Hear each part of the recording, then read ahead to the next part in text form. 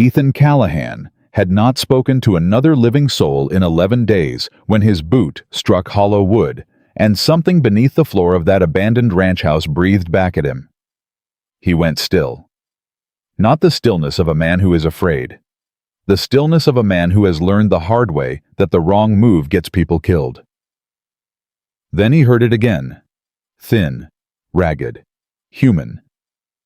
"Please," the voice whispered from somewhere beneath the rotted floorboards. "Please don't go. If you're new here, subscribe and follow this story all the way to the end, because what Ethan found under that floor didn't just change his life. It set fire to everything in the valley. Drop a comment and tell me what city you're watching from. I want to see how far this story has traveled. The summer of 1884 sat heavy on the Bitterroot Range like a wool blanket soaked in creek water. The kind of heat that didn't break at sundown. The kind that got into the pine resin and made the whole mountain smell like something slow burning. Ethan Callahan rode in from the North Pass with two things on his mind: water rights and getting back to his own cabin before the week was out. He was not a man who lingered. He was 34 years old, broad through the shoulders, with hands that had set traps. Dressed elk patched bullet wounds and built 3 different structures from raw timber without asking a single person for help. He had lived alone on the upper ridge of Bitterroot for 6 years. He had chosen that life with the same deliberateness that other men chose a wife or a trade. He chose silence. He chose elevation. He chose the kind of days that asked nothing of him but competence. The Hartwell Ranch sat 12 miles below his own property line, in a wide bend of the valley where the grass had gone brown and the fence posts leaned like old men who'd given up standing straight. He'd heard the land was going at auction, that the Hartwell family had collapsed somehow, debts, or death, or both, the way fortunes out west tended to dissolve faster than they were built. He hadn't come to buy out of sentiment. He'd come because the Hartwell parcel controlled the Eastern Creek feed, and if he didn't secure those water rights before the summer burned another month off the calendar, his cattle would be in trouble come September. He tied his horse to the porch rail and stood for a moment looking at the farmhouse. The front door was hanging open. That wasn't unusual for a property that had been sitting empty. What was unusual was the padlock on the outside of a door around the left side of the structure. A heavy iron lock, the kind you put on something you don't want found, not the kind you put on a cellar for keeping root vegetables cool. Ethan noted it, filed it, went inside. The interior of the house was stripped down, furniture gone or broken curtains torn from the rods, papers scattered across the floor like something had been searched and searched again. The kitchen had been cleaned out except for a rusted stove and a tin cup on the floor near the far wall. The cup had water in it. Recent water, the rim was still damp. He crouched down and touched the floor near the cup. There was a rug, an old braided rug, the kind farm wives made from scraps of worn-out dresses. He should have looked past it. He almost did. But the rug was crooked, pulled slightly to one side, and beneath one edge of it, the floorboards were a different color than the rest, darker, worn smooth in a rectangle that didn't match the traffic patterns of the room. Ethan stood up slowly. He pulled the rug back with his boot, a trap door, set flush with the floor, iron ring handle, old hinges, and a bolt, not a latch, not a simple hook, but a full iron bolt driven through a bracket on the outside, locked down from above. He stared at it. A cellar door locked from the outside didn't store vegetables, it stored people. He crouched and pressed his ear to the wood. Silence for 3 full seconds. Then so faint he thought he'd imagined it a breath. The wet, careful kind. The kind a person takes when they've learned that making noise brings punishment. "Hey," Ethan said. His voice came out low flat, the way it always did when he was working hard to keep something steady. "I'm not going to hurt you. I'm just going to open this door." "Nothing. I'm going to open it now," he said again. He didn't have a key. He didn't need one. He stood up, went back to his horse, pulled the short pry bar he kept in his saddlebag for pulling fence stakes, and came back inside. It took him less than 40 seconds to work the bolt bracket loose from the wood. The screws were old, the wood soft with humidity. The whole mechanism came free with a sound like a sigh. He lifted the trapdoor. The smell hit him first close, air-unwashed skin, something sour and medicinal underneath. A ladder led down 6 feet into the dark. He could see nothing at first. Then his eyes adjusted, and he saw her. She was pressed into the far corner of the cellar back, against the stone foundation wall, knees drawn up to her chest, wrists wrapped in cloth that had once been white. Her hair was matted on one side. Her dress was torn at one shoulder, and dark with old staining along the hem.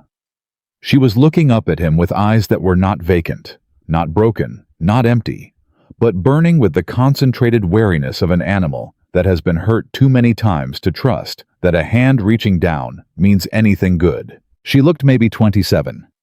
She looked like she hadn't slept in days. She looked like she was deciding right now whether to fight him or beg him. "I'm Ethan Callahan," he said. "I bought this land this morning at the county auction. I don't know who put you down here, but I'm the one who's going to get you out." She didn't move. "Can you stand?" he asked. Her voice, when it came, was hoarse, cracked at the edges, but it was precise. "How many men are with you?" "None." "How many outside?" "Just my horse." She looked at him for a long moment. Something worked behind her eyes. Calculation assessment. The kind of thinking that doesn't stop just because your body has been used hard. "There's a man named Silas Crow," she said. "He has riders. If they see you pull me out of here, they will kill you." "That's a concern for later," Ethan said. "Right now I need you to let me help you up these stairs." "You don't understand, miss." He kept his voice even. "I understand enough. You've been in a hole in the ground. That ends today. Everything else we can sort out above ground." She stared at him. Then slowly, with the careful movements of someone who has learned that every action costs something, she unfolded herself from the corner and moved toward the ladder. He reached down. She took his hand, not with relief, not with gratitude, but with the controlled grip of a woman who was taking what she needed and reserving the right to regret it later. He pulled her up. She stood in the kitchen of the farmhouse, blinking against the afternoon light that came through the dirty windows, and for a moment she just breathed. Her chest rose and fell. Her jaw was set. She did not cry. She looked around the room like she was cataloging what had been taken from it. "Water," she said. He handed her his canteen without a word. She drank. Controlled pulls, not the desperate gulping of someone who had lost their discipline. She handed it back. "My name is Evelyn Hartwell," she said. "This is my father's ranch. My father died 14 weeks ago. Before the body was cold, Silas Crow presented a will that no one had ever seen before. A will that left everything, the land, the water rights, the railroad contract, to the Crow operation. When I refused to sign the transfer documents, they put me in that cellar." Ethan looked at her steadily. "How long?" 11 weeks. She said it the way you say a number that has become too large to feel. "They brought water and hardtack every few days, enough to keep me alive, enough to keep me willing to sign." "Did you sign?" "No." He absorbed that. 11 weeks in a stone cellar, and she had not signed. "Is there anyone who knows you're here?" "Family law." Something moved across her face. Not quite bitterness. Not quite grief. "The county sheriff is Wade Greer. He played poker with Silas Crow every Thursday night for 4 years. She paused. "My father's attorney died in a riding accident 6 weeks ago. The circuit judge hasn't been through this territory since spring." "So no," Ethan said. "So no." She agreed.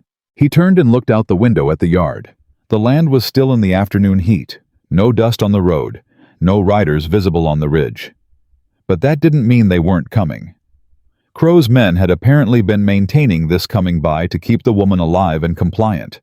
That meant they came on a schedule, and he'd just broken the lock. "They'll know," Evelyn said, watching him. She'd followed his gaze. Smart woman. She was reading the same situation. "When they come next and find the cellar open, they'll know someone was here." "When do they usually come?" "Morning, every 3 to 4 days. They came yesterday. Ethan nodded. Then we have 2, maybe 3 days. For what? He looked at her directly. To figure out what you want to do. She blinked. It was the first time anything like surprise had crossed her face. What I want to do? It's your land, your father's name, your fight if you want it.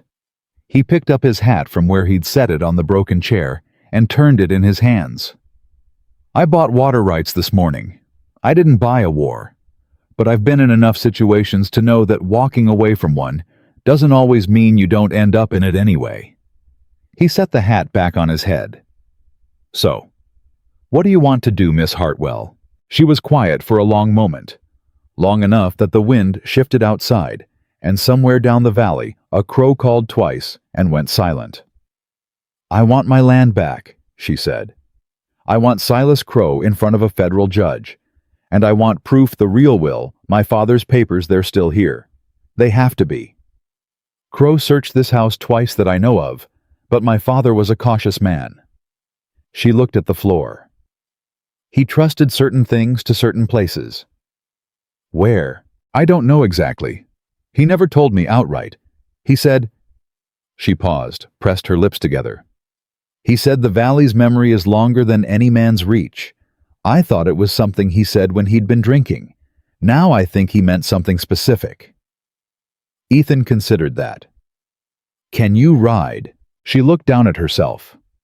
At the torn dress and the wrapped wrists and the legs that had been folded in a 6-foot stone room for 11 weeks.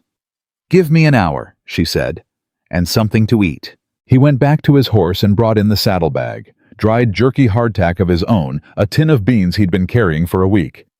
He set it on the kitchen floor because there was no table left. She sat down across from it and ate with methodical care.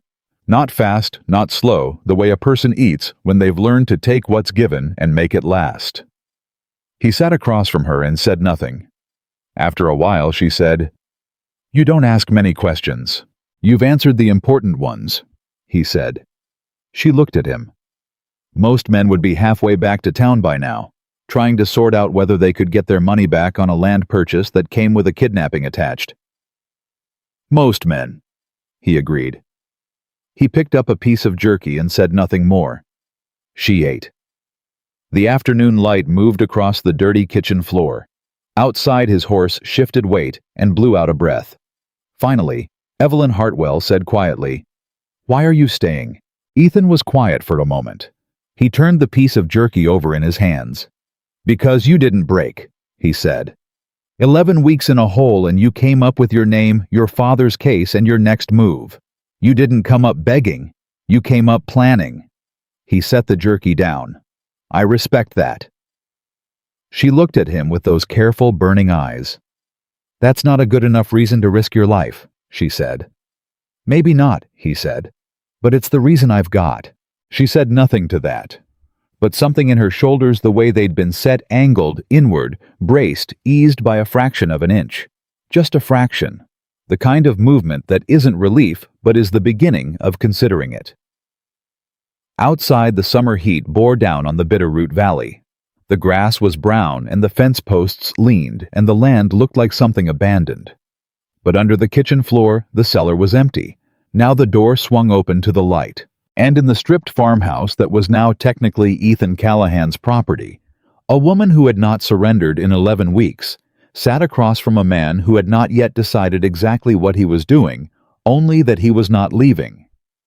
An hour later, she stood up. I need to check something, she said. In the barn. He followed her out. The barn was in worse shape than the house. Half the roof over the east stall had come in, and the remaining structure smelled of old straw and disuse. Evelyn walked directly to the back to the stone foundation wall at the far end, where a rusted iron hook hung from a bracket. She ran her hand along the mortar between the stones, careful searching, and then stopped at a particular stone, maybe 3 feet from the ground, that had a faint scratch mark along its lower edge. She pressed both palms against it and pushed sideways. The stone didn't move. She pushed again harder, and this time Ethan stepped up beside her without being asked, read the angle of her push, and added his weight in the same direction. The stone shifted, ground against the others. And behind it, in a hollow no bigger than a saddlebag wrapped in oilcloth papers, Evelyn pulled them out with hands that were completely steady. She unwrapped the cloth, spread the papers against the flat of the adjacent stone. She scanned them line by line fast, her lips pressed tight. Then she stopped. "This is it," she said. Her voice was exactly level. "The real will. My father's signature witnessed by 3 men. And here," she touched a second document, "the original land grant, the railroad contract. Everything Crow forged over the originals are right here." She looked up at Ethan. "He knew," she said. "My father knew someone was going to come for this. He hid it where he knew I'd find it if I had reason to look." Ethan looked at the papers and then at her face. "And Crow's men have been through this barn 3 times at least. They didn't know what they were looking for." "But now we do," he said. She rewrapped the documents in the oilcloth with careful, deliberate hands. She held them against her chest for a moment. Something passed through her face. Grief, maybe, or something more complicated than grief. The kind of feeling that comes when you finally get what you've been fighting for and realize it doesn't bring back what you lost. "My father was a good man," she said quietly. "He wasn't perfect, but he built this valley from nothing, and they took everything he built and put me in a hole to make sure I couldn't fight back." "They didn't count on the hole being on land I was going to buy," Ethan said. She looked at him, and for the first time, the very first time since he'd lifted that trapdoor, something shifted in her expression that was not assessment, not calculation, not the controlled burn of a woman holding herself together by force of will. It was something quieter than gratitude, something that recognized without wanting to depend on it that she was not entirely alone. "No," she said. "They didn't count on that." He reached out and took the wrapped documents from her. Tucked them inside his saddlebag where they'd be harder to grab in a struggle safer against weather, and with him which right now was the safest place they could be. "We move tonight," he said. "Upper Ridge, my cabin. It's defensible and Crow's men won't know the terrain the way I do. And then we figure out how to get those papers in front of someone who can do something with them." He tightened the saddlebag strap. "There's a federal land office in Helena, and the circuit court runs again in September. That's 2 months away. Then we've got 2 months to make sure you're still standing when it opens." Evelyn Hartwell looked at the man in front of her. This quiet, unreadable, difficult man who had come to buy water rights and had instead pulled her out of the dark, and she said very precisely, "You're going to need to tell me everything about that ridge. If we're going to defend it, I need to understand it." Ethan almost smiled. Not quite, but almost. "I'll tell you on the ride up," he said. "We need to move before the light goes." She took the canteen he held out to her, and together the mountain man who had not spoken to another person in 11 days, and the woman who had not breathed open air in 11 weeks, they walked out of the Hartwell barn into the heavy summer afternoon, into a war that neither of them had started, and only one of them had known was coming. The valley was quiet around them, but not for long. The ride up to Ethan's ridge took 2 hours, and Evelyn didn't complain once. That said something. Her wrists were still wrapped in those dirty strips of cloth, her legs hadn't carried her weight properly in 11 weeks, and she was riding a borrowed horse on a mountain trail that switched back hard enough to make seasoned riders grip the saddle horn. She didn't grip it. She rode upright eyes moving along the tree line, the way a person moves their eyes when they've learned that danger announces itself visually, before it announces itself in any other way. Ethan noticed. He didn't say anything. He just kept the pace steady and watched the ridge above them. She'd asked him to tell her about the terrain on the ride up. So he did not the way a man tells a woman something he thinks she needs to know, but the way one scout briefs another. Flat and specific. He told her where the trail narrowed and where it widened. He told her where a rider coming from the south would have to slow down, and where someone on foot could cut across faster than a horse. He told her about the 2 approaches to his cabin, the main trail from the east and the creek path from the north that most people didn't know existed, because it wasn't a path exactly, more like a series of decisions a person made in sequence if they knew the land. She listened without interrupting. When he finished, she said, And if they come from the west over the ridgeline directly, he glanced at her. That approach is a 40-degree slope over loose shale for the last 300 yards. A man on foot could do it in good boots with time and patience. 6 men trying to move fast and quiet couldn't. So the east trail is the primary threat. And the creek path is the secondary, he said. If they split. They'll split, she said. Silas always splits his riders. He thinks it demonstrates tactical intelligence. Ethan said nothing for a moment. Then, "You know how he operates. I grew up watching him work for my father. 14 years. He was the foreman. Good at the job. Too good at figuring out what men want and giving it to them before they ask." She paused.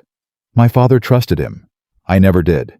But I was 23 years old, and it wasn't my ranch yet, so I kept my mouth shut." "What changed?"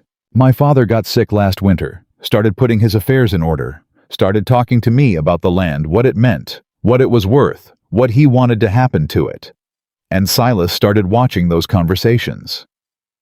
She adjusted her grip on the reins.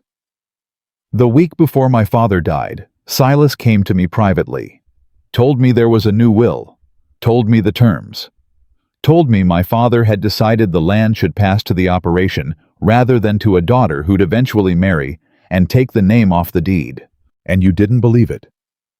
My father told me 2 days before he died that this valley was mine, that I was the only one who understood what he'd built." Her voice didn't waver, but she pressed her lips together for a moment before she continued. "He wouldn't have changed that. Not in those last weeks.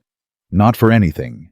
They reached the upper ridge as the light started to drop behind the western peaks, and Ethan's cabin came into view, a low solid structure built from timber he'd cut himself, backed against a natural rock formation that covered the north and west sides.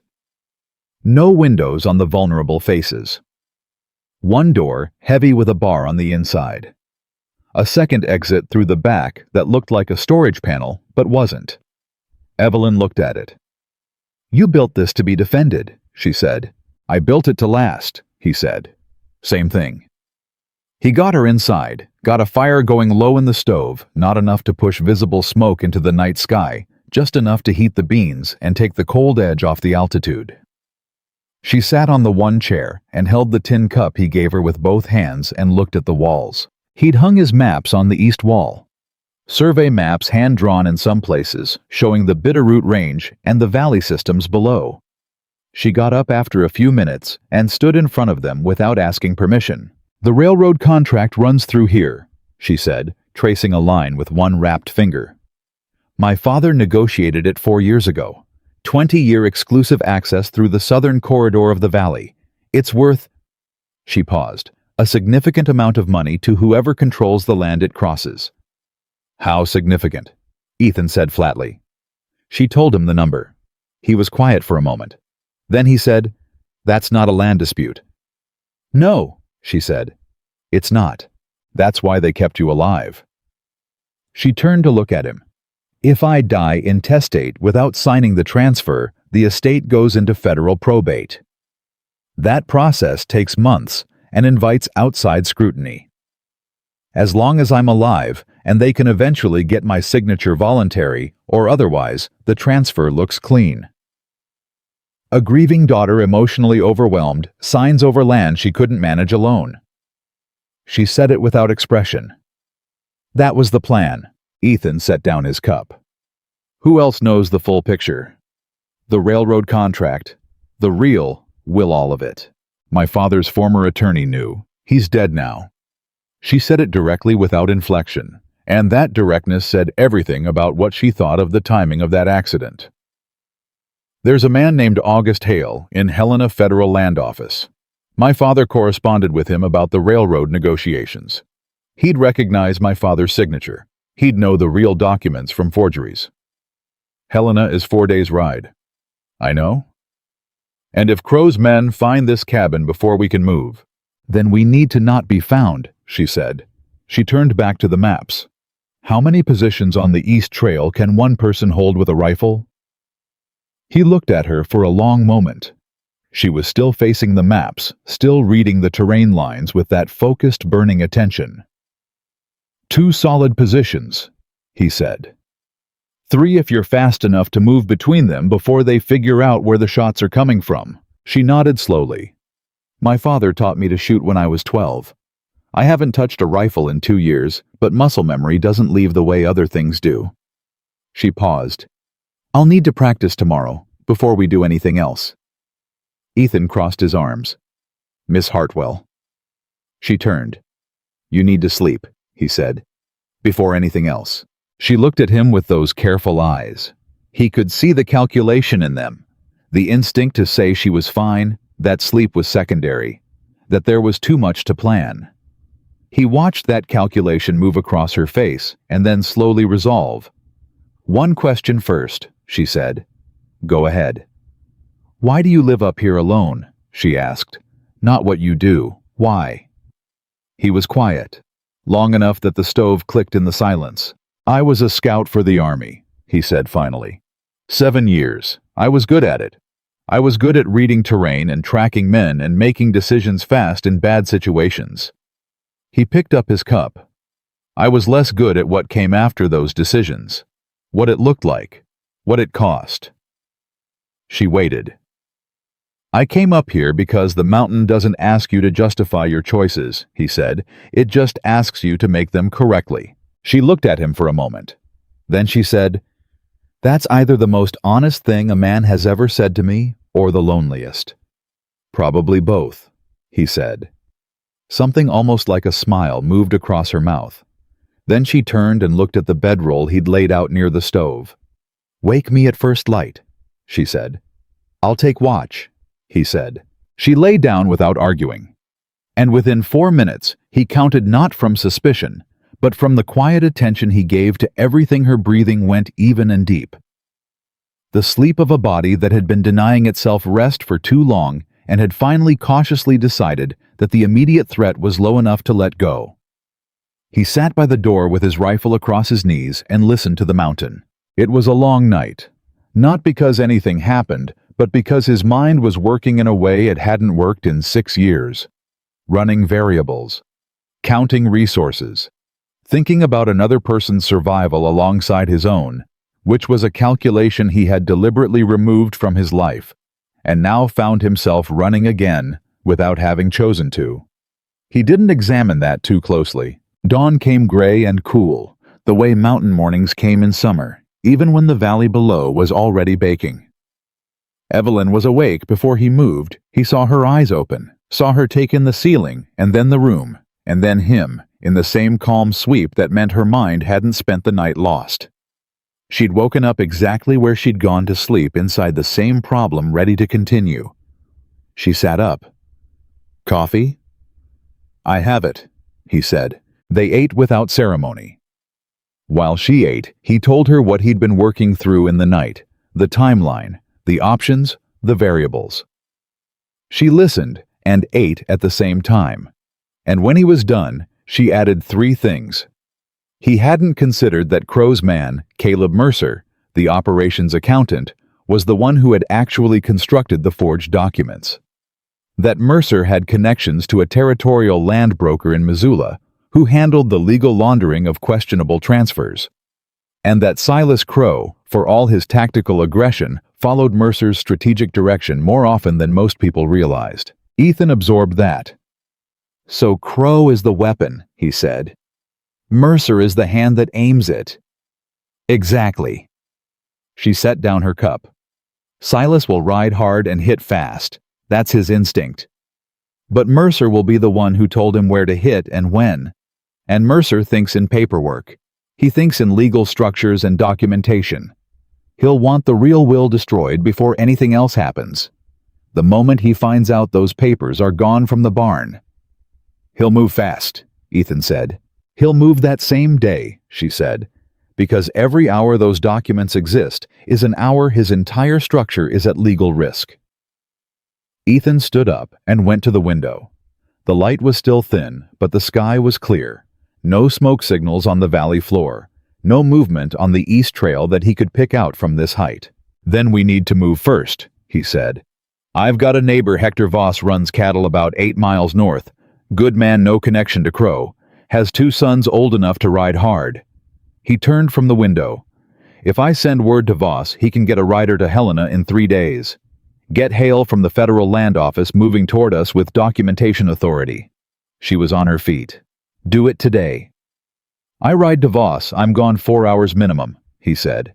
You'd be here alone. She crossed the room, took the Winchester down from the wall rack where he'd hung it, and checked the action with smooth, practiced hands, loading gate lever sighting down the barrel in one continuous movement that was whatever she'd said about 2 years away from it entirely fluent. She looked at him over the barrel. 4 hours, she said. I'll manage. He watched her. There was something almost painful about the steadiness in her, the way she held that rifle, not like a woman who'd been given a weapon to make her feel better, but like a woman who'd picked up a tool she already knew how to use. Anyone comes up that east trail while I'm gone, he said. You don't need to hold them. You need to slow them. Fire twice from the first position. Move. Fire once from the second. Move again. Make them think there are more of you. And if they get past both positions. There's a second rifle under the floor panel behind the stove, he said. Loaded. Spare ammunition in the tin box next to it. She nodded once. He was gone within the hour. The ride to Voss's spread was exactly as long as he'd said, 4 hours there and back, with 20 minutes at the Voss property itself, long enough to explain the situation to Hector Voss, in the blunt, minimal language that made the older man's face go tight and serious, and then immediately practical. Voss had known the Hartwell family, had done business with Evelyn's father for a decade. He didn't ask many questions. He asked one, she alive? She's alive, Ethan said. Voss turned to his older son. Ride for Helena. Today. Don't stop. The son was saddled and moving in 10 minutes. Ethan rode back hard. He came up the trail expecting silence and got it, but the kind of silence that has been recently inhabited, where the air still holds a trace of human tension, like heat holds in a stone after the sun has moved off it. He came through the cabin door with his hand on his sidearm. Evelyn was at the table. The Winchester was across her knees. She looked up when he came in, and there was something in her face that was different from when he'd left. Someone came, he said. It wasn't a question. One rider, about 2 hours after you left. She set the rifle on the table. He came up the east trail slowly, not like a scout, like a man who was told to check on something and didn't particularly want to. What did you do? I let him get to this first switchback, she said. Then I fired once into the rock face above him. He stopped, looked around for about a minute. Then he turned around and rode back down. Ethan looked at her. He was testing, not attacking, she said. Someone told him to see if the land was occupied before sending more men. Now they know it is. Which means they'll be back, he said. With more. Tonight maybe. Tomorrow morning more likely.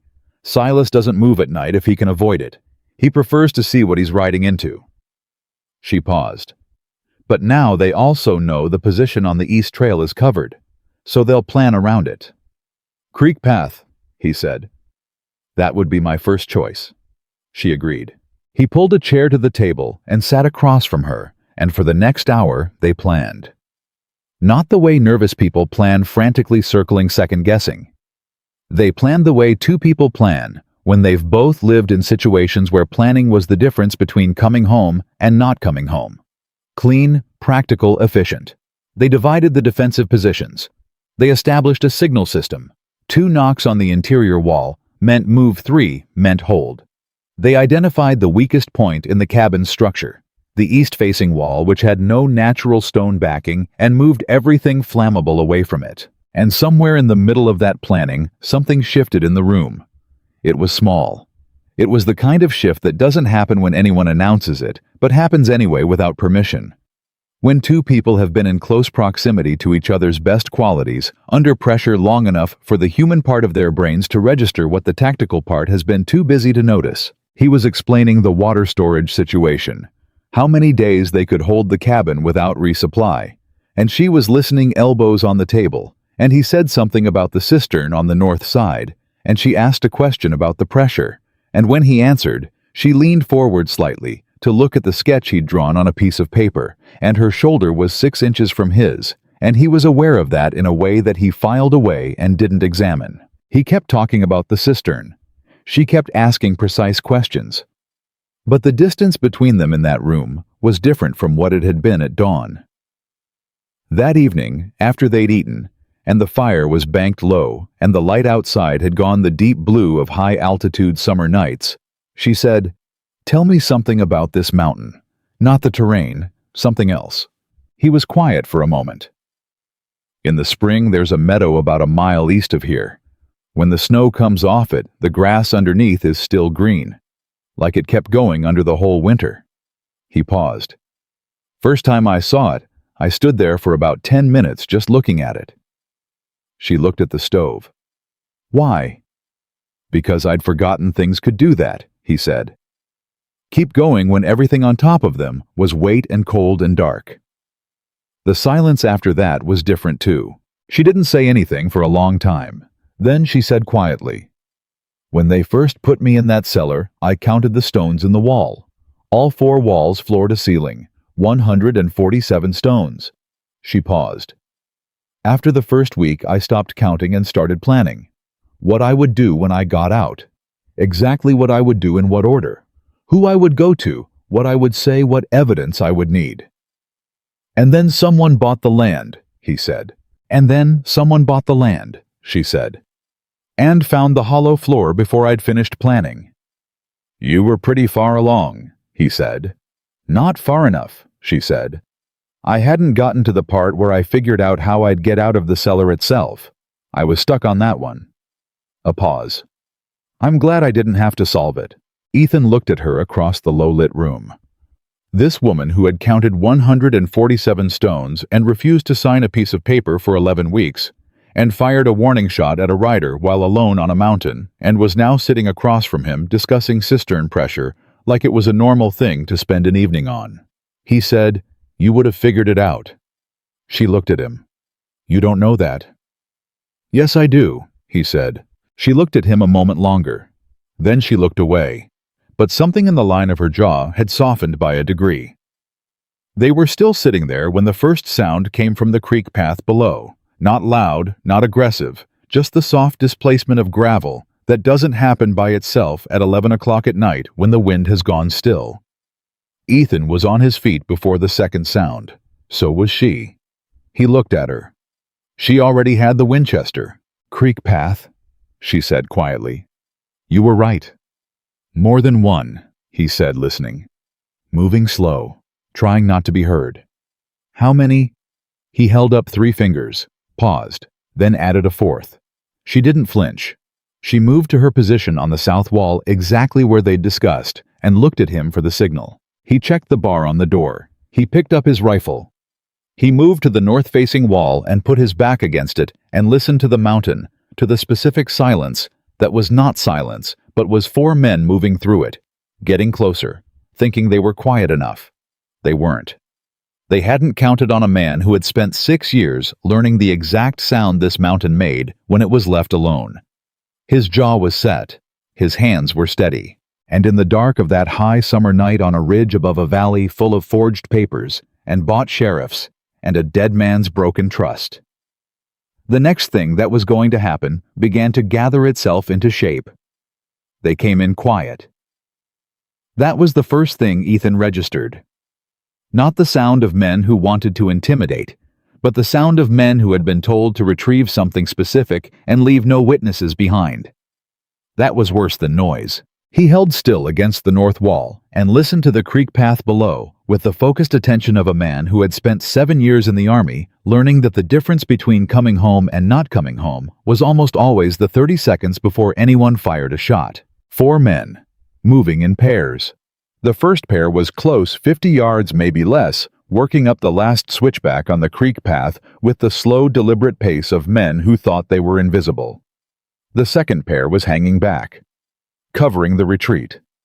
That meant someone had planned this and planned it carefully, and that someone had done it fast within hours of the scout rider returning to the valley with news that the cabin was occupied. Mercer, Ethan thought. Not Crow's instinct. Mercer's architecture. He crossed the room in 3 steps and put his mouth close to Evelyn's ear. 2 coming up the creek path. 2 more holding the trail junction below. They'll wait until the first pair signals before they move. She didn't turn her head. So we have 1 chance to stop this before it becomes a siege. Yes. The first pair, she said, before they reach the cabin. Before they reach the cabin, he agreed. She looked at him then, just for a second, and what was in her eyes wasn't fear. It was the same thing he felt, that tightening of focus that pushes everything else to the edges and leaves only the immediate problem sharp and clear. He went out the back panel first. She followed, pulling it shut behind her without a sound. The night air was cold, the way high-altitude nights are cold in July. Not winter cold, but a clean biting cold that woke every nerve up and made sound travel differently, made the footsteps on the creek path below them seem closer than they were. Ethan moved along the rock face on the north side of the cabin, using the stone at his back, staying off the loose ground. He could hear the 2 men clearly now, could hear the soft compression of boot leather on the trail, the occasional shift of a rifle sling. 1 man breathing slightly harder than the other because the grade was steep. He stopped at the corner of the rock formation and held up his fist. Evelyn stopped behind him. 20 yards. He waited. 15. The first man came around the last bend in the creek path and stepped into the narrow flat ground above it and walked directly into the muzzle of Ethan's rifle. The man froze. The second man, 2 steps behind, stopped so fast he nearly lost his footing on the trail's edge. "Hands?" Ethan said. 1 word. Low and flat and entirely without performance. Both men raised their hands. "The rifles," Ethan said. Slow. They set them down on the ground. Evelyn stepped out from behind him. Winchester leveled, covering the second man with the steadiness of someone who is not guessing at what they're doing. The first man was young, maybe 22, 23, with the look of a ranch hand who'd hired on to Crow's operation for the wages and had not fully understood what the wages were for. He was scared. His fear was honest and visible, and Ethan respected that more than bravado. The second man was older, harder. He looked at Ethan with the calculating expression of someone assessing how the situation might still be turned, and Ethan saw that assessment happening and spoke before it completed itself. "You've got 2 men holding the junction below," Ethan said to the older one. "Before you start working out whether you can signal them, understand that the shot that brings them up this path will be the last thing you hear. I've held this ridge for 6 years. I know every step of that trail in the dark. They don't." The older man's jaw tightened, but he didn't move. "Who sent you?" Ethan said. Not a question. Silence. Evelyn spoke from behind Ethan's shoulder. "Was it Silas Crow?" she asked. "Or was it Caleb Mercer?" The younger man's eyes moved, just for a half-second. Not to either name, but to the second name. A small, involuntary flicker that said the name landed differently than the first. Ethan caught it. So did Evelyn. "Take their ammunition," Ethan told her. She moved forward and did it efficiently. Saddlebag rounds, belt loops, a knife from the older man's boot that he surrendered without being told a second time. She stepped back. "Here is what's going to happen," Ethan said to both men. "You're going to walk back down to that junction. You're going to tell the other 2 that this cabin is defended, that the approach is covered, and that whoever sent you should reconsider the timeline." He paused. "And you're going to tell Caleb Mercer, because that's who you're going to report to, isn't it? That the papers he's looking for are no longer on this mountain." The older man stared at him. Something shifted in that stare, something that was not quite surprise, but was the recognition that whoever this man was, he knew more than he was supposed to know. "Go," Ethan said. They went. He and Evelyn stood in the dark and listened to the 4 sets of footsteps, 2 from the creek path, and then, minutes later, 2 from the junction below, diminishing down the trail until the mountain gave back its normal silence. Then she said, "You told them the papers aren't on the mountain." "I did." "They're in your saddlebag, inside the cabin." "Yes," he said. "But now Mercer will think we've already moved them. He'll have to recalculate. It buys us time." She was quiet for a moment. "Or it tells him we're more organized than he thought, and he responds by sending more men faster." "That too," Ethan said. "But either way, he's responding to us instead of us responding to him." She was quiet another moment. Then she said, "That was well done." He didn't answer that. He turned and went back inside, and she followed, and they reset the bar on the door, and she reloaded the Winchester, and he went back to listening to the mountain, which was quiet now, genuinely quiet, the kind that meant the immediate threat had passed, but not the larger one. They both understood that without discussing it. At some point past midnight, she fell asleep sitting upright against the south wall rifle still across her knees. Ethan looked at her for a moment, at the way her face in sleep shed the layer of controlled calculation and showed something under it that was younger and more exhausted than she ever let show while she was awake. He got the spare blanket from the back shelf and set it over her without waking her and went back to his position at the door. Morning came faster than it had any right to. She was awake and on her feet before the light was full, the blanket folded neatly on the floor beside where she'd slept, and she said nothing about the fact of it being there except to look at him once, with something that acknowledged it without making it into anything larger than it was. They ate. They planned.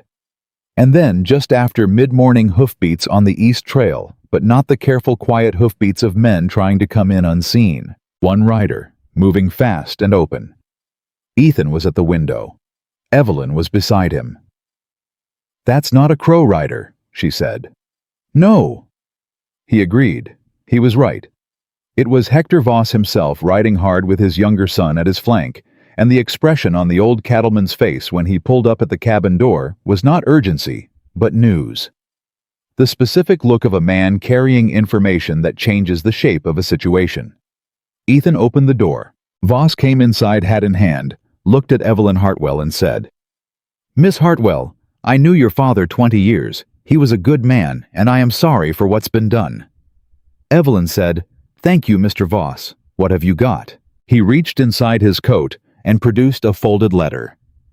"My boy didn't make it to Helena yet. He's still 2 days out. But word came back to me this morning through the Dearborn freight line. There's a federal territorial commissioner named Aldous Grant. He's been traveling the circuit ahead of schedule. He's currently in Prospect Creek."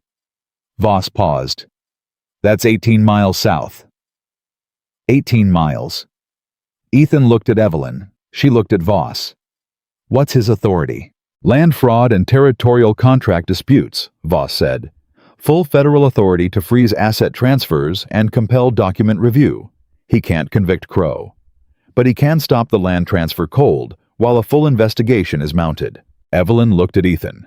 In her eyes, he could see the calculation running the risk of moving versus the risk of staying the distance against the timeline, the weight of those documents in the saddlebag against the weight of another night defending a ridge with 2 rifles and borrowed time. "We ride today," she said. But it was not that simple, because Voss's younger son spoke up from the doorway where he'd been standing quiet this whole time and said, "There's something else, sir. Miss?" He looked between them. "On the road coming up this morning, I passed a man heading south toward the valley. He was riding a gray with a Crow brand on the saddle, and he had saddlebags that looked full and heavy, and he was moving like a man on a schedule." He paused. "He matched the description my father gave me of the accountant, Mercer." The room went still. Mercer, moving south, toward Prospect Creek, 18 miles away. Evelyn said it first. "He already knows about Grant. He has a man in the freight line," Ethan said, "or the sheriff's office, someone who monitors territorial movement. He's going to get to Grant before us," she said. Not panic, just the hard, clear reading of a situation that had just shifted. "He'll present the forged documents first, establish the narrative. By the time we arrive with the originals, Grant will have already received Mercer's version of the story, and Mercer is very, very good at constructing versions of stories." Ethan was already moving. He pulled the saddlebag off the wall hook and checked the oilcloth package, still there, still dry. "How fast can you ride 18 miles? He asked her directly. "Faster than Mercer if we leave now," she said. "Voss," Ethan said. "Can your son ride the east trail and hold the top position? Anyone comes up behind us. I need to know how much time we've got." Voss looked at his son. The son nodded already, turning back toward the door. "Then let's go," Ethan said.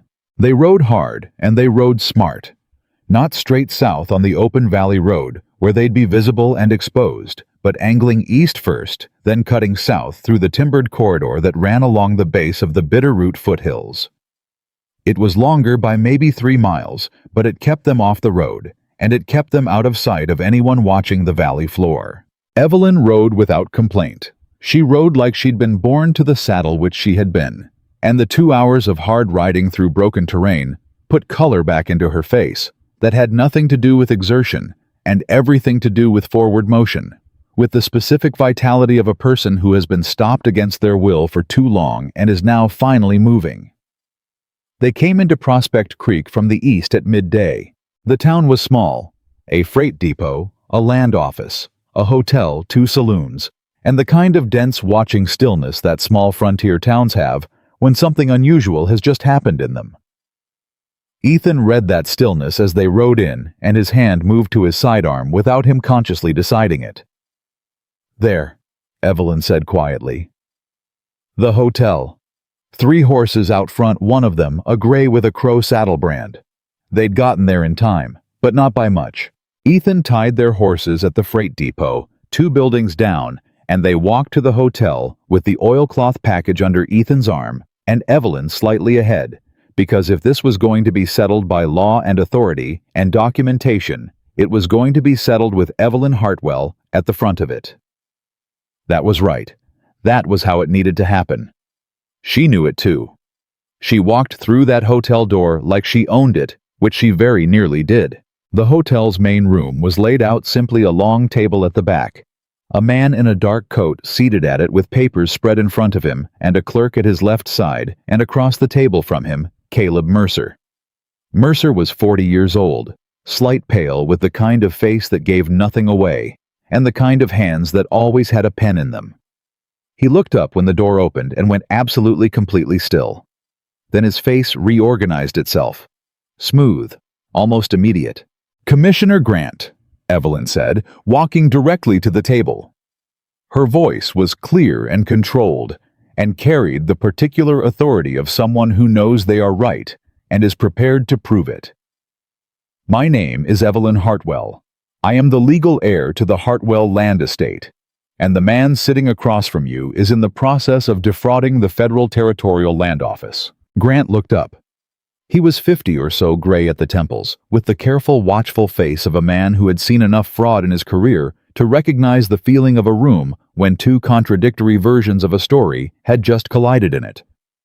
Mercer said very calmly, "Commissioner, this is the young woman I mentioned, emotionally unstable following her father's death.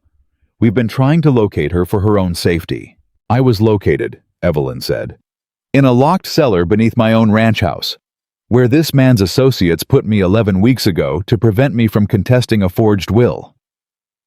She set the oilcloth package on the table and unwrapped it.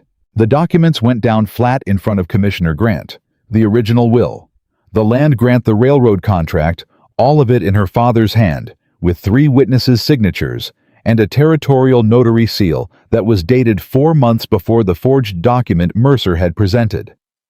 Grant looked at the documents, then at Mercer's documents, then back. The clerk leaned in. Grant said something to the clerk quietly. The clerk picked up both versions of the will and held them side by side. Mercer said, "Those documents are fabrications. I can bring testimony." "From whom?" Evelyn said. "Silas Crow, Sheriff Wade Greer, your territorial land broker in Missoula." She looked at Mercer directly, and for the first time in that exchange, his smooth composure showed the faintest crack, because she'd named the broker, which meant she knew about Missoula, which meant she knew more of the structure than he'd believed possible. "I know the entire chain, Mr. Mercer. I had 11 weeks to go over everything my father ever told me about this valley's business. I had nothing else to do." Something happened to Mercer's face in that moment. Not anger, something colder than anger.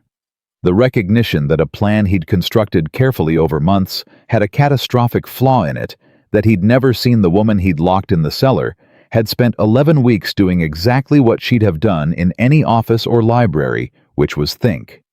Grant said, "Mr. Mercer, I'm going to need you to remain in this room while I review these documents." Mercer said very precisely, "I am not under any legal compulsion to—" "You are now," Grant said. He said it simply without drama, the way a man says a thing that is true. He looked at the clerk. "Get the marshal." Mercer stood. Ethan, who had been standing 4 feet behind Evelyn's left shoulder this entire time, said, "Sit down, Mr. Mercer."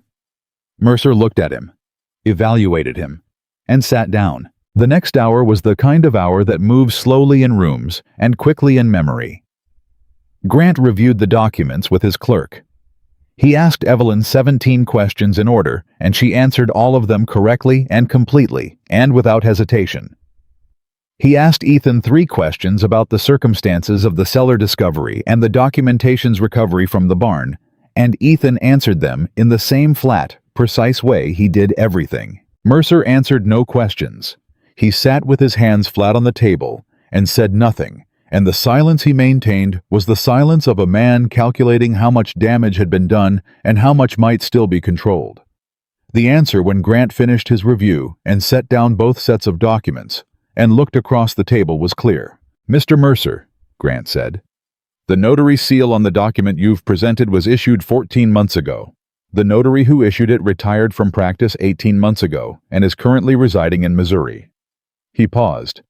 "The seal was used after the notary retired, which means it was either used fraudulently or the notary has been misrepresenting his status, and in either case, the document it authenticates is invalid." He folded his hands. "The Hartwell estate transfer is frozen effective immediately pending full federal review. I am issuing a detention order for yourself and for Silas Crow pending investigation of land fraud, document forgery, and unlawful detention of a territorial citizen." Mercer said nothing, but his hands flat on the table pressed down just slightly harder. The only thing that moved. The marshal came in 12 minutes later. He was a territorial marshal, not a county sheriff, no connection to Wade Greer's operation, and he was not gentle with the handcuffs. Evelyn watched Caleb Mercer be walked out of that hotel room, and her face was completely still. Not satisfied, not triumphant. The face of a woman who has been waiting 11 weeks for a specific thing to happen, and is now watching it happen, and finding that it is both exactly what she needed and somehow not sufficient to fill the space the waiting carved out. Ethan stood beside her. After the door closed, she said quietly, "Silas Crow isn't here." "No," he said. "He'll know by nightfall what happened in this room." "Yes." "He's not the kind of man who accepts a legal setback and moves on," she said. "He's the kind of man who burns things down." Ethan looked at her. "I know." She turned to look at him, and in her eyes there was something that had not been there in Prospect Creek's hotel room, something that the legal victory had not produced, but that was there now in this quieter moment, the recognition that the paperwork was one battle, and Silas Crow was another, and Crow was the one who had put her in the ground. "We have to go back," she said. "We have to go back to the ranch." "I know," he said. She held his gaze. "He'll be there. Or he'll go to your cabin. Either way, he'll come for what's left." "Then we make sure we're there when he does," Ethan said. She looked at him for a long moment. This man who had come to buy water rights, and had instead been standing 4 feet behind her left shoulder, while she dismantled a land fraud in front of a federal commissioner. This man who put a blanket over her when she slept, and sent a rider to Helena in under an hour, and told her she would have figured it out even when she wasn't sure herself. "Ethan," she said. He looked at her. "Thank you," she said. She said it once directly without softening it into something smaller or inflating it into something larger. Just those 2 words with the full weight of 11 weeks behind them. He held her gaze for a moment. Then he said, "Let's ride." They walked out of the Prospect Creek Hotel into the hard midday sun, and Commissioner Grant was behind them issuing orders to the clerk, and somewhere to the north. Silas Crow was about to find out that Caleb Mercer was in federal custody, and the land transfer was frozen, and the woman he'd buried in a cellar for 11 weeks had walked into a hotel room and taken apart 18 months of careful criminal construction in under an hour. And Crow, when he found that out, would not reach for a lawyer. He would reach for his rifle. Ethan knew that the way he knew terrain, not from thinking about it, but from reading it. The shape of what was coming was clear in the distance, the way a weather system is clear to a man who has learned to read the sky. They rode north. Behind them, the hotel and the marshal's office and the small formal machinery of territorial justice. Ahead of them, the valley and the burned summer grass and the ranch house with its empty cellar and its hidden history. And somewhere between here and there, Silas Crow. The road north was quiet. The horses moved fast. Evelyn rode with her jaw set and her eyes on the horizon, and Ethan watched the tree line, the way he always watched tree lines, and the summer sun pressed down on both of them, with the indifferent heat of a season that didn't care what was happening underneath it. They were halfway back to the valley when Ethan pulled up sharply. Evelyn pulled up beside him. What? He was looking at the eastern ridge, at a thin column of smoke rising above the tree line. Not campfire smoke, not cooking smoke. Structure smoke. "That's coming from the ranch," he said. Her face went absolutely still. Then she said in a voice that was very controlled, "He's burning it." Ethan looked at the smoke, and then at her. "He's burning the evidence," she said. "The barn, the house, everything that could corroborate the documents. He doesn't know Grant already has them. He thinks if he burns the ranch, he burns the proof. Which means he doesn't know yet what happened in Prospect Creek." "He will soon," she said. "The moment one of his riders reaches town." "Then we move now," Ethan said, "before he finds out Mercer is in custody." She looked at the smoke, and in the set of her jaw and the particular stillness of her hands on the reins, he saw something crystallize the 11 weeks and the locked cellar, and her father's careful handwriting, and the 147 stones she had counted in the dark, all of it hardening into something that was not rage exactly, but was related to it. The decision that some things cannot be survived passively. That sometimes the only answer is to ride toward the smoke. "Let's go," she said. And they rode hard for the valley toward the burning ranch, and the man who had not yet lost toward the final reckoning that neither legal documents nor a federal commissioner could complete, alone the kind that could only be finished on the ground in person, with nothing between them and Silas Crow but the summer air and whatever they had left. They smelled the smoke before they saw the flames. Ethan had ridden into burning situations before a cavalry supply depot outside Fort Benton, a settler's homestead in the Judith Basin, his own first trapline camp, when a spark from a greenwood fire caught the canvas wrong. He knew what burning smelled like when it was accidental. This didn't smell accidental. This smelled deliberate, the thick rolling smoke of multiple structures going at once, the kind of burn you set when you want something gone completely, and you don't care who sees the smoke. They came over the last rise above the valley floor and pulled up. The barn was fully involved. The farmhouse was burning from the east end, the fire working its way toward the roof with the steady, hungry patience of flames that had been given enough fuel and enough time. Two of Crow's riders were visible near the fence line watching, and a third was moving between the structures with something in his hand. No Crow yet. "He's not at the ranch," Evelyn said. "He's at my cabin," Ethan said. The realization hit them both at the same moment. Crow had split his operation, sent men to burn the ranch while he went himself to the ridge, the cabin, the higher ground, the place where, if Crow had any intelligence at all about how the last 2 days had gone, he knew Ethan and Evelyn had been operating from. And more than that, the place where until this morning the documents had been. "He thinks we're still up there," Evelyn said. "Or he thinks the papers are still up there," Ethan said. "Either way, he's moving on the cabin." He looked at the burning structures below, then back at her. "We can't let those men finish the burn. If the ranch house goes completely, we lose the physical location of the cellar. Grant needs that for the detention case against Crow. The cellar is evidence."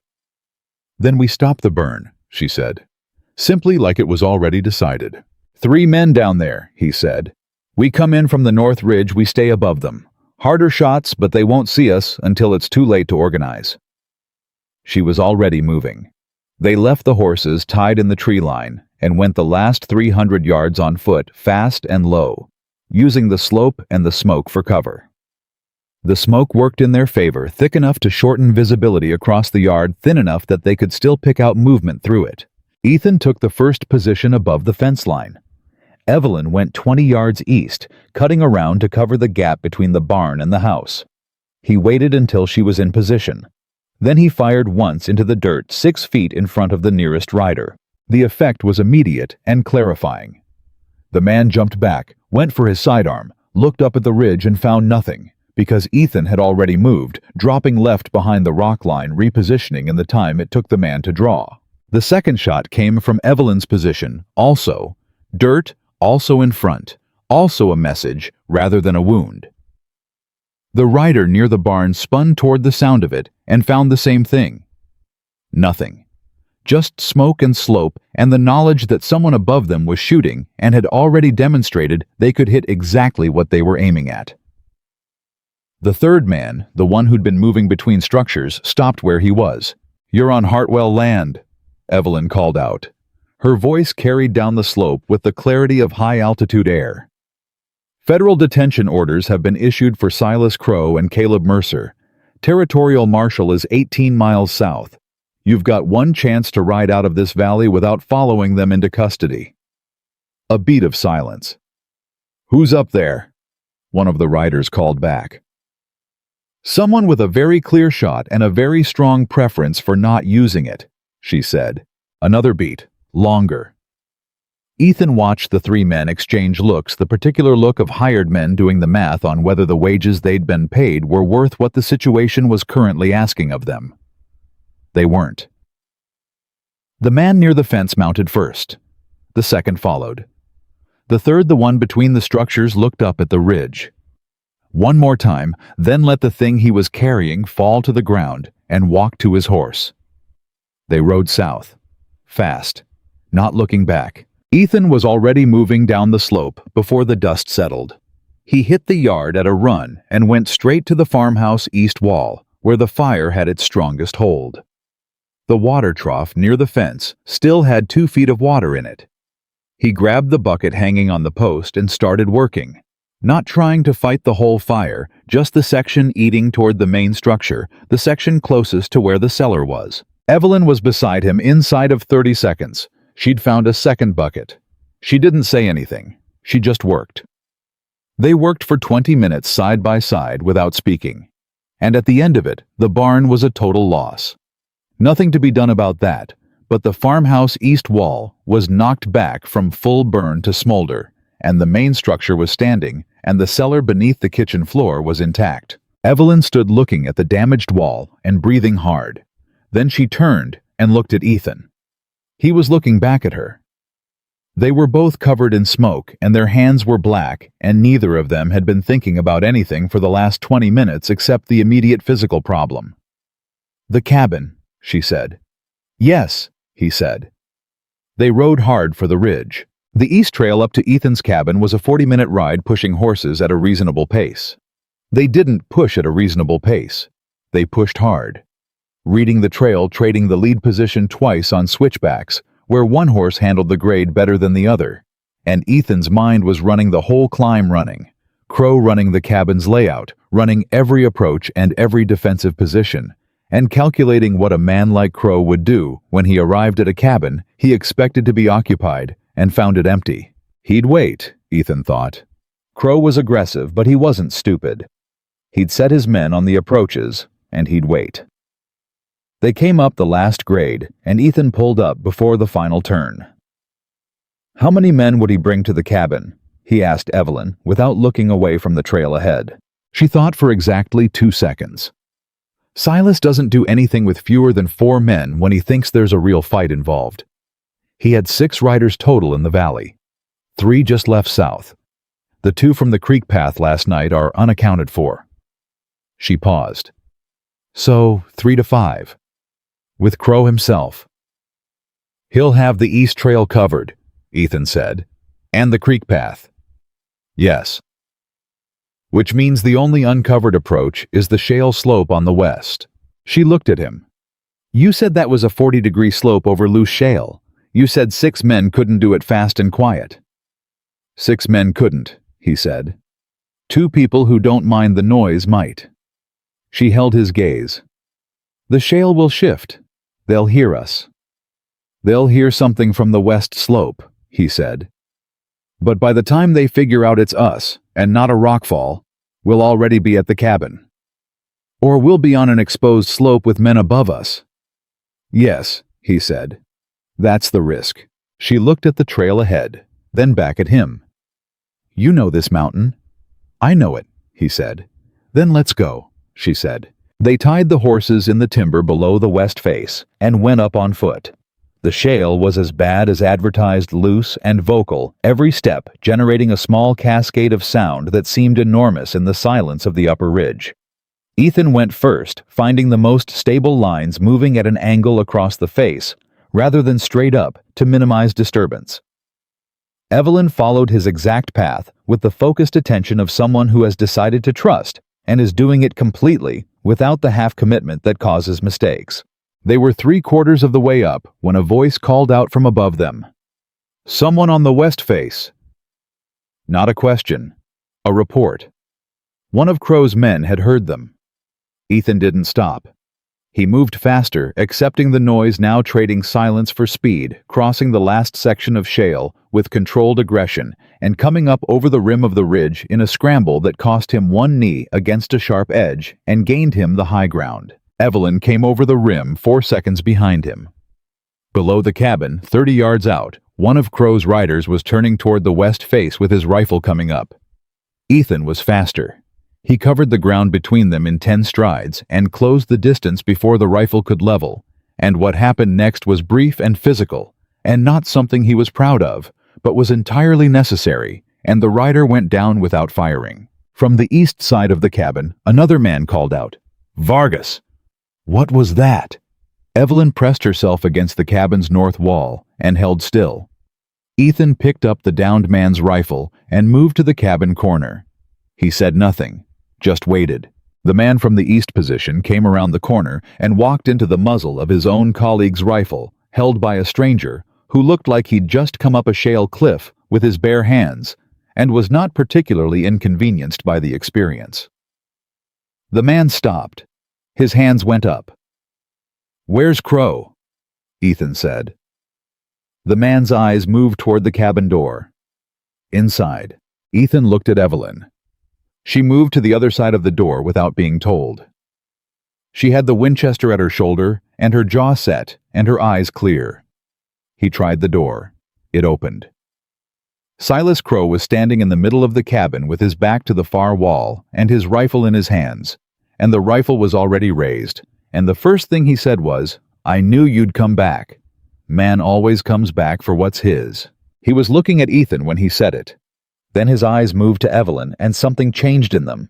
Not fear. Something uglier than fear. The look of a man who thought he'd removed something from the equation and is confronting the fact that he failed.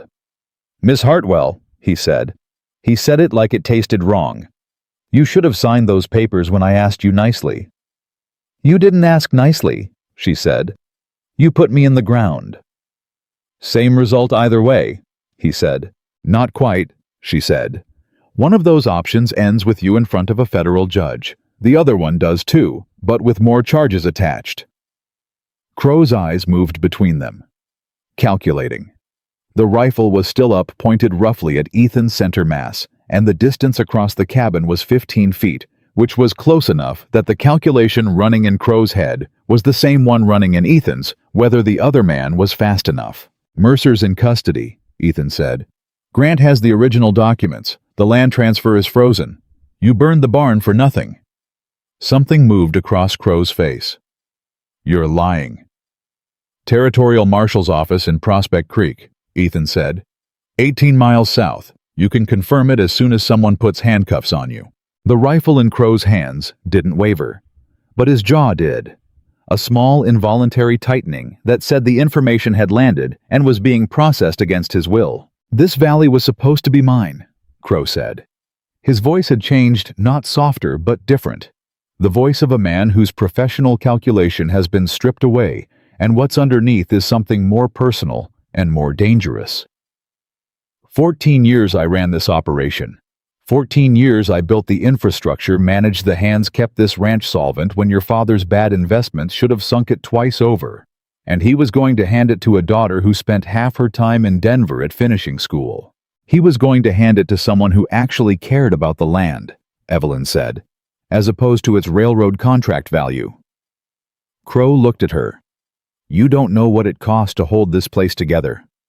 "I know what it cost my father," she said, "and I know what it cost me." The silence in the cabin was the specific silence of a moment that is about to go in one of two directions and has not yet decided which. Then the sound of hoofbeats on the east trail, multiple riders, moving fast. Crow heard it. His eyes went to the window just for a second, just the reflex of a man who needs to know who's coming. And that second was what Ethan had been waiting for, with the patience of someone who spent 7 years learning that a moment of distraction is the only opening you're ever guaranteed. He crossed the 15 feet between them in the time it took Crow's eyes to come back from the window, and his hand came down on the barrel of the rifle and redirected it toward the floor. And the shot that fired when Crow's finger clenched went into the floorboards and not into Ethan.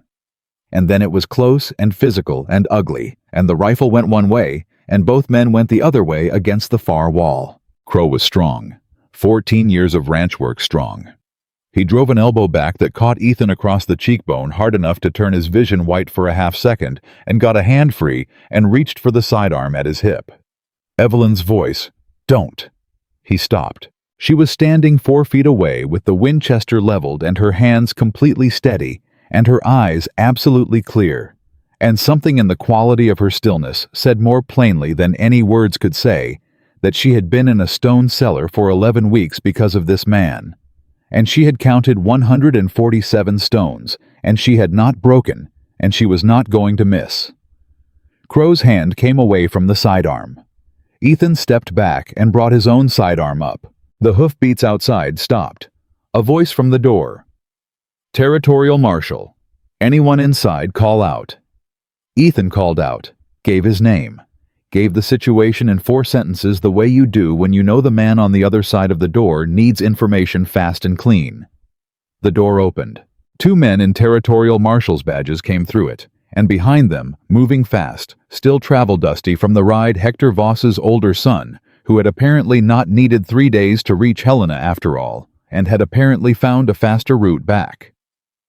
The marshal looked at Silas Crow, at Ethan, with the bruising coming up on his cheekbone, at Evelyn with the rifle that she was now slowly lowering. "Silas Crow," the marshal said. Crow said nothing. "Detention order from Commissioner Aldous Grant," the marshal said. "Land fraud, document forgery, unlawful detention." He paused. "And now I'm going to add discharging a firearm in the commission of a felony, which I personally witnessed through that window, so we're done negotiating." They took Crow out of the cabin with his hands bound behind him, and Ethan stood at the door and watched them do it, and Evelyn stood beside him. Crow looked back once from the yard at Evelyn. He didn't say anything. He just looked at her with those calculating eyes that had spent 14 years watching this valley, and had spent the last weeks genuinely believing he had won it. She met his gaze. Level. Steady. The way she met everything. Then he was on a horse with a marshal on either side, and moving down the east trail, and the sound of the hoofbeats diminished, the way the sound of something ending diminishes clearly, completely, until the mountain gave back its silence. Ethan turned away from the door. His cheekbone was swelling. He could feel it not painfully yet, but with the dull, insistent pressure of tissue that has been hit hard and is registering a formal complaint. He went to the water basin and wet a cloth and pressed it to the side of his face. Evelyn was at the table.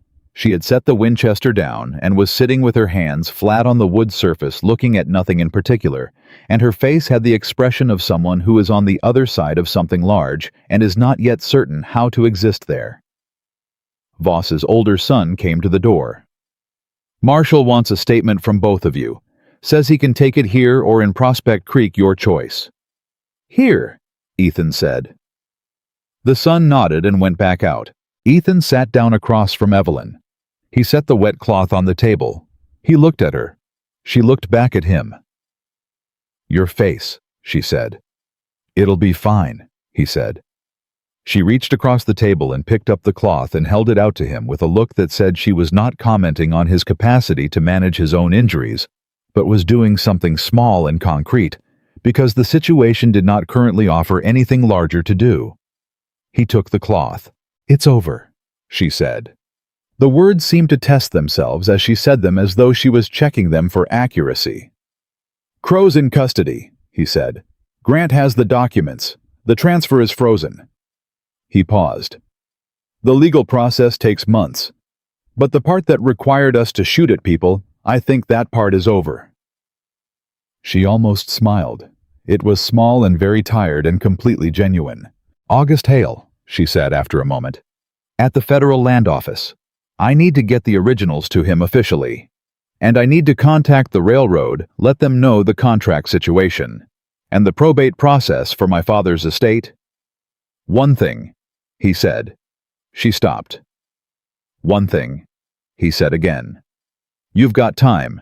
It's not all going to collapse in the next hour." She looked at him, and the breath she took, slow, deliberate, the kind that you take when someone gives you permission to take it, was different from any breath he'd heard her take in the 4 days since he'd pulled her out of that cellar. Not the controlled breath of a woman managing herself under pressure. Something easier than that. Something that cost less. "I don't know how to do that," she said quietly. "Slow down. I've been running the next step in my head for so long, I'm not sure I know what it looks like when there isn't one." "There's always a next step," he said. "It's just not always on fire." She looked at him for a moment. Then she said, "Ethan?" "Yeah." "That was the second brave thing you've said to me," she said. He held the cloth to his cheekbone. "What was the first?" "That you stayed because I didn't break," she said. "You could have left that morning. After the cellar, after the papers, you could have handed everything to the county office and walked away. You had what you came for, the water rights." He was quiet. "You stayed," she said. "Through the riders on the creek path, and the ride to Prospect Creek, and the burning, and the shale slope, and Crow in your own cabin." She paused. "That was all chosen. None of it was obligated." He turned the cloth over in his hands. "No," he said. "It wasn't." "Why?" she said. The same question she'd asked on the first night in the cabin with the low fire, but asking it now from a different place, not from the careful wariness of a woman still assessing whether she could trust him, but from somewhere past that. From the other side of 4 days of evidence. He looked at her across the table. "Because you were worth staying for," he said. "That was obvious from the first 5 minutes." She held his gaze. Something moved through her expression.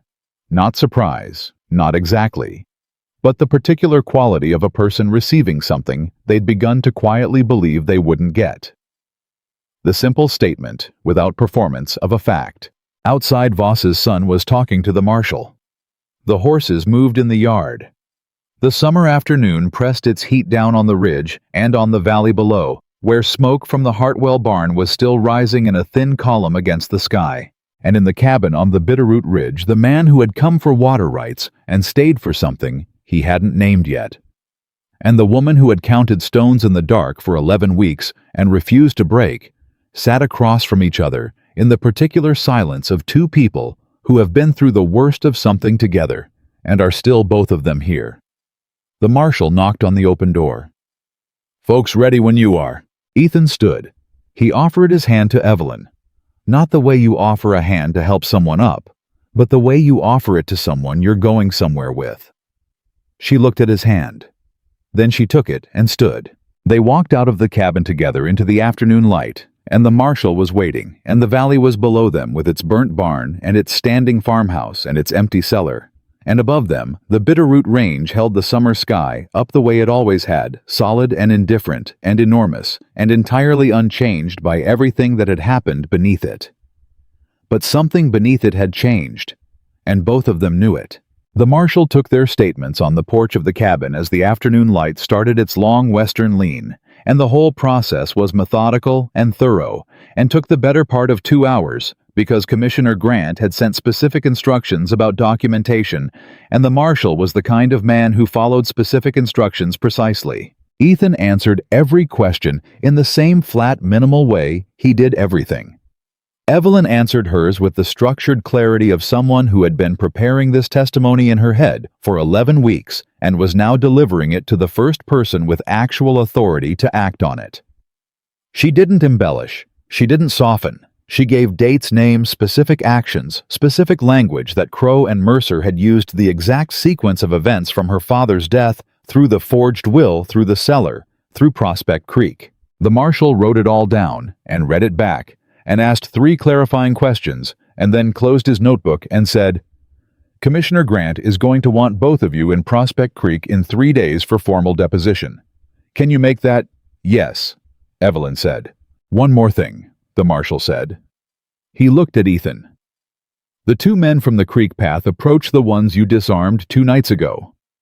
They turned themselves into the sheriff's office in Dearborn this morning. Apparently, whatever you said to them on that trail was persuasive enough that they decided federal custody was preferable to whatever came next." Ethan said nothing to that. The marshal nodded once, put his hat on, and went to his horse.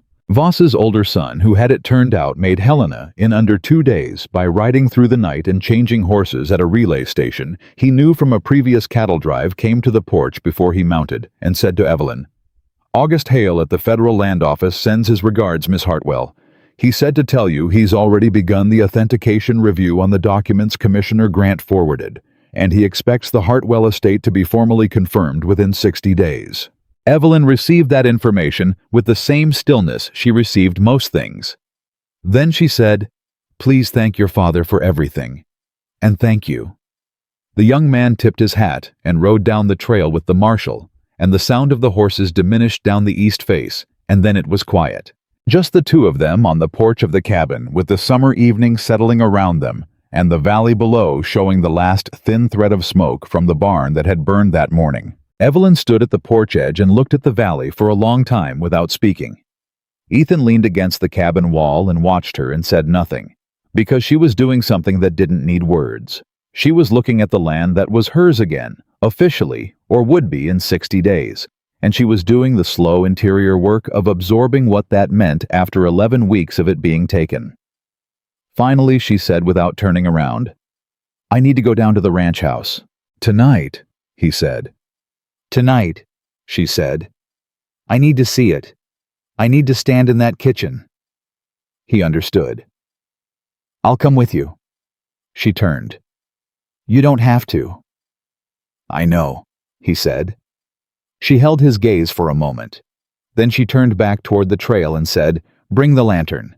They rode down in the last of the light and arrived at the Hartwell Ranch as the sky went the deep blue that precedes full dark. The barn was a ruin cooling now, the structure collapsed into itself, a smell of char that would be in the air for days. The farmhouse stood, damaged on the east wall but standing the way something stands when it has been built with the intention of lasting. Evelyn walked through the front door first. Ethan came behind her with the lantern and held it up so the light went ahead of her into the stripped kitchen. She stopped in the center of the room. She looked at the floor, at the braided rug that Ethan had pushed aside with his boot 5 days ago. The rug was still there, pushed to one side, and the trapdoor was still there, open the way he'd left it when he'd lifted it and found her.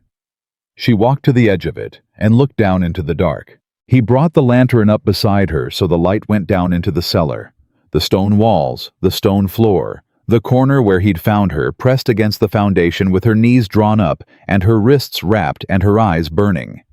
She looked at it for a long time. He let her look. 147 stones, she said quietly. You counted them?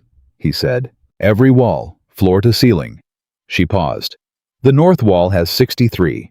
The south wall has 41. The east wall has 28. The west wall has 15. They're larger on the west side, river stones instead of quarried. My father built this cellar himself the first year he had the property. He told me that when I was small. She paused. I thought about that a lot down there. that his hands had set those stones.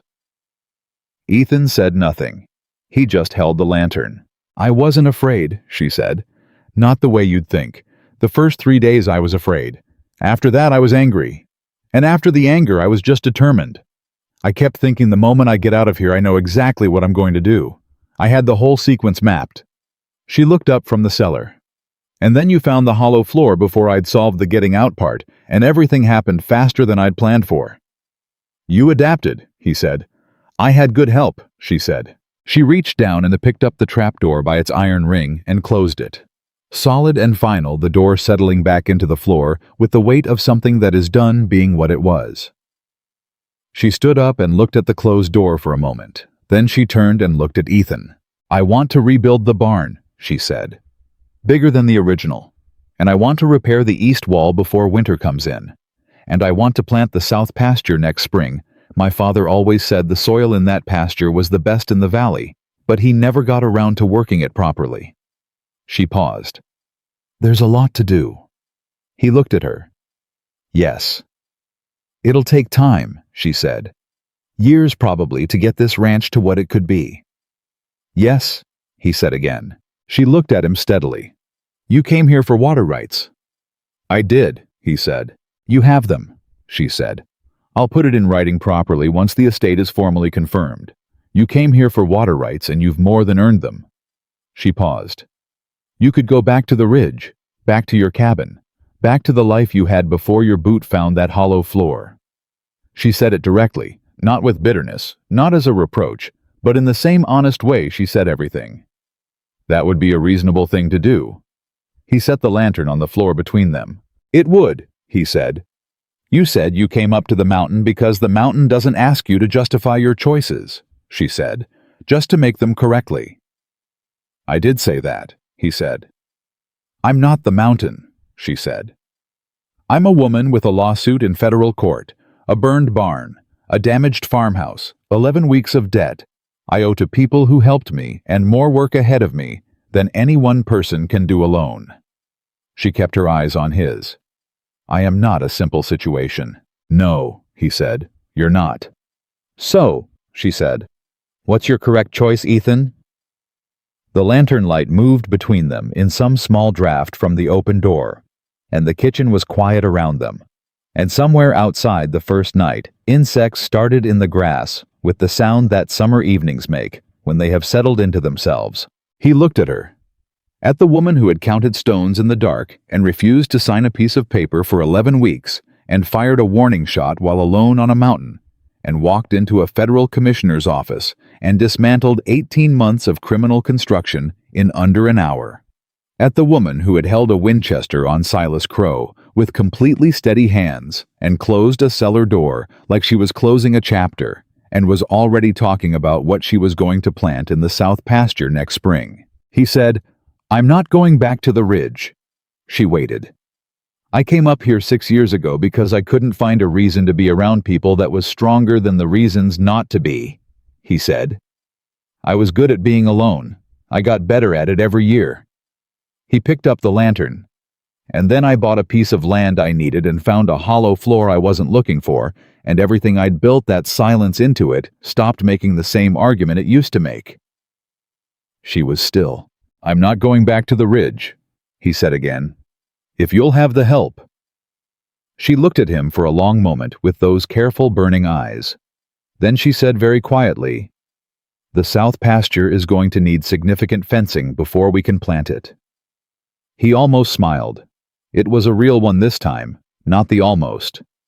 "I can build fence," he said. "I know you can," she said. "I've seen your cabin."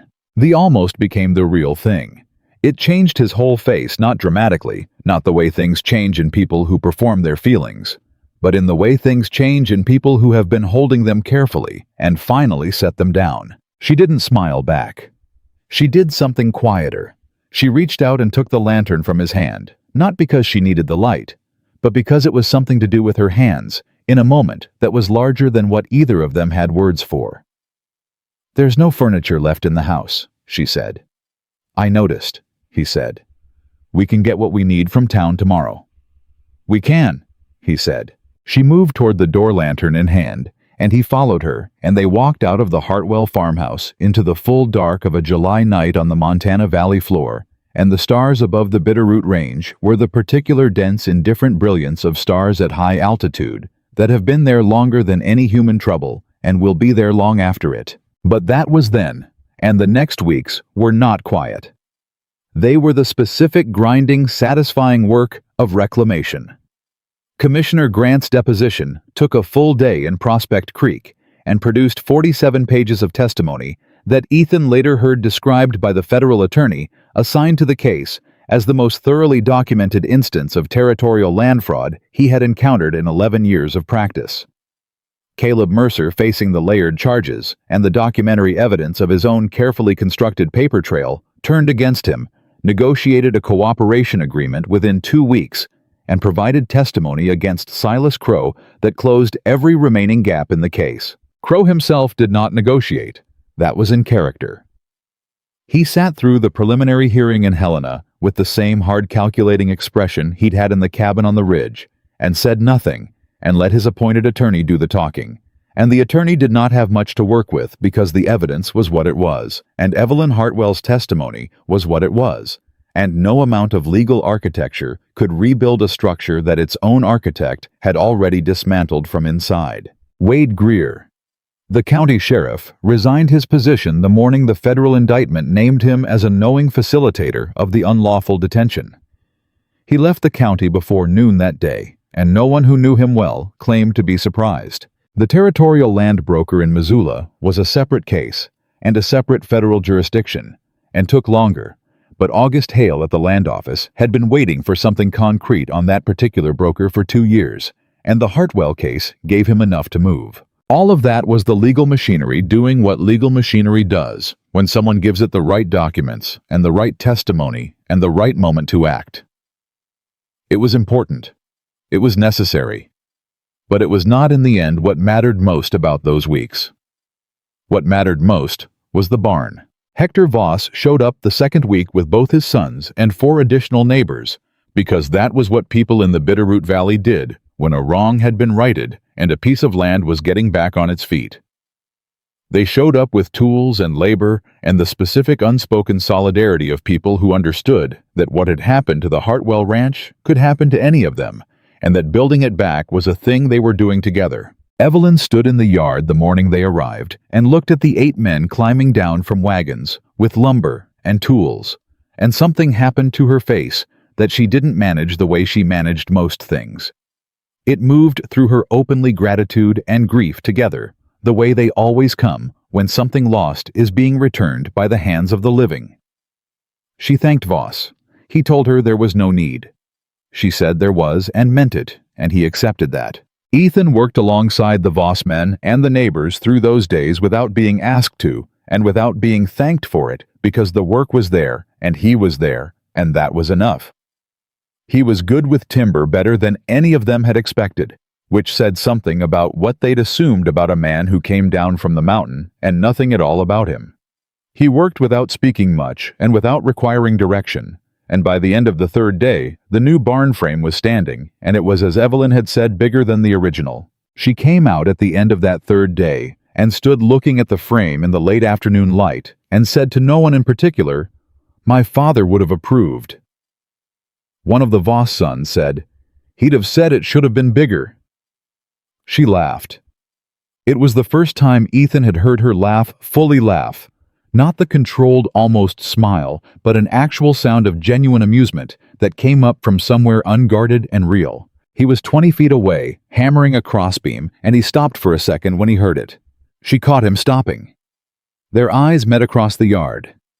She looked away first, but not in the way people look away when they're hiding something. In the way people look away when they've shown something real and haven't decided yet how to hold it in the open. The neighbors went home at the end of the week. Voss and his son stayed an extra day to finish the barn siding, and then they too saddled up, and Voss shook Ethan's hand at the gate with the firm grip of a man who has assessed another man through shared labor and found him sound. "You staying on?" Voss asked. "Direct the way older men in the valley ask things." "I am," Ethan said. Voss nodded. "Good." He mounted. This valley needed someone worth the trouble on this piece of land for a long time. He turned his horse toward the trail and added without looking back, "She's worth the trouble too, in case that needed saying." It didn't. But Ethan didn't say so. 3 weeks after the deposition, a letter arrived from August Hale at the Federal Land Office. Evelyn read it at the kitchen table, which had a table in it again now, and chairs and a tin of coffee on the stove, and curtains that she'd made herself from fabric she'd bought in town, because the ones that had been torn down were beyond salvaging. She read the letter twice. Then she set it on the table and looked at it. Ethan was across from her. He waited. "The estate is confirmed," she said. 62 days, not 60. He apologizes for the extra 2. Something in her voice was doing the thing it did when she was managing more feeling than she wanted to be visible, which was become very precise. "The Hartwell land grant is formally restored. The railroad contract is reinstated in my name. The forged will has been voided and entered into evidence." She paused. "It's done." He looked at her. She looked at the letter. "My father's name is cleared," she said. And her voice did not stay precise for that sentence.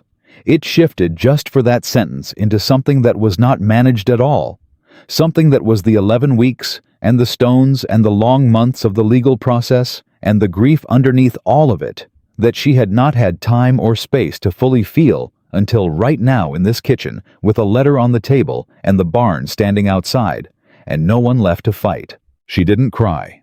She pressed her lips together and breathed through it and sat with it the way she sat with hard things directly without flinching. Ethan reached across the table and put his hand over hers. She looked down at his hand. Then she turned hers over and held it. They sat like that for a while in the kitchen that had a table in it again, with the letter between them, and the summer light coming through the new curtains, and the sound of the valley outside, doing what it always did, the grass and the wind and the creek, and the ordinary continuing life of a place that had survived what had been done to it. Then she said, "There's something I didn't tell the marshal." He looked at her. "The night they first put me in the cellar," she said. "Silas Crow stood at the top of the ladder and looked down at me and said, 'You'll sign it or you'll rot down there, and either way this valley becomes what it was always supposed to be.'" She paused. "I looked up at him from the bottom of that ladder and I said, 'You'll never own this land, not because the law won't let you, because the land won't.'" She paused again. He laughed. He thought I was being sentimental. "You weren't," Ethan said. "No," she said. "I meant it practically. Land knows the hands that built it. It holds the shape of the people who worked it with intention. You can forge a deed, but you can't forge that." She looked at the window. "Silas Crow never understood what my father built here. He understood the railroad contract and the water rights and the asset value. He never understood that those things grow from something that can't be transferred in a document." Ethan was quiet. "You understand it," she said. He looked at her. "The way you built your cabin," she said. "The way you know the mountain. The way you work alongside people without needing to be told what to do or thanked for doing it. That's the same thing my father had. The thing Crow could never buy or forge or take by force." She turned to look at him directly. "That's why I want you here. Not because I need the labor, though I do. Not because you saved my life, though you did. Because you're the kind of person this land is supposed to have on it." The kitchen was very quiet. He looked at her for a long time. At the precise, careful burning woman who had survived 11 weeks in a stone cellar and come out of it planning instead of broken. Who had laughed at something the Voss boy said about her father's barn. Who held his hand in a kitchen and told him the truth about things without dressing them up. "Evelyn," he said, the first time he'd used her name without the title. It came out straightforward the way things came out when he meant them. She heard the difference. He saw it register in her eyes. "I came here for water rights," he said. "That's the truth. But what I'm staying for has nothing to do with water rights. And I think you know that, and I think you've known it for a while, and I'm saying it plainly now because you've been straight with me from the first 5 minutes, and you deserve the same." She looked at him. "I'm staying because of you," he said. Specifically, not the land, not the work, not the practical situation. You. He paused. If that changes anything about what you said, you should say so. She was very still. Then she said, "It doesn't change it.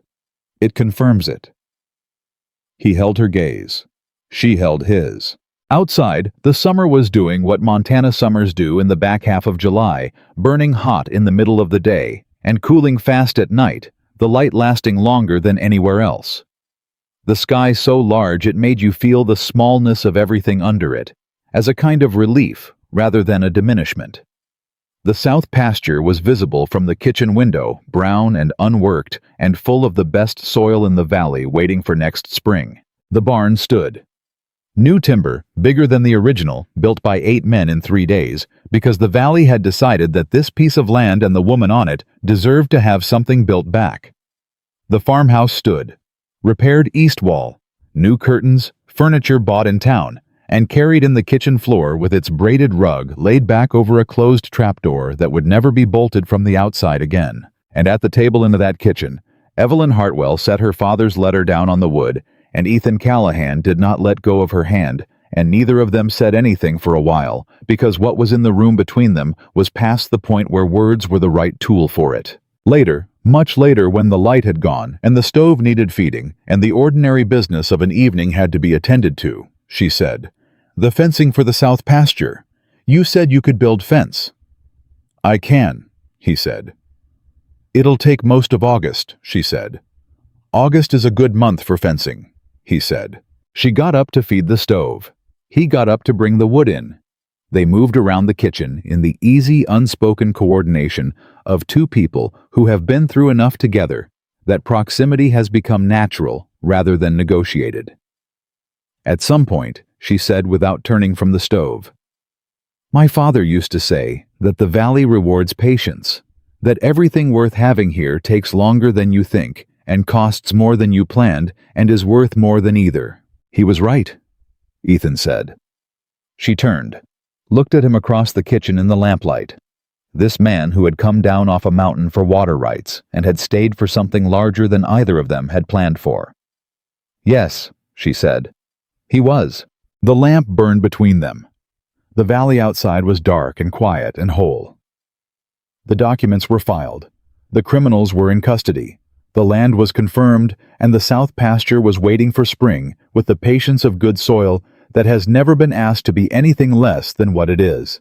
Evelyn Hartwell did not go back into the dark, and Ethan Callahan did not go back to the silence. They stayed on the land that her father built, and she had refused to surrender, and he had chosen without obligation, and what they built there together on the ground that remembered the hands that had worked it was not a rescue story. It was not a debt repaid or a transaction completed. It was two people who had each separately learned to survive alone and had found in the least expected corner of the least expected summer that surviving together was something else entirely. Something that the mountain and the cellar and the forged papers and the burning barn and all of Silas Crow's ambition had tried to prevent and had failed to prevent because some things are simply stronger than the forces brought against them. The valley knew it. The land held it. And neither of them would ever have to count stones in the dark again.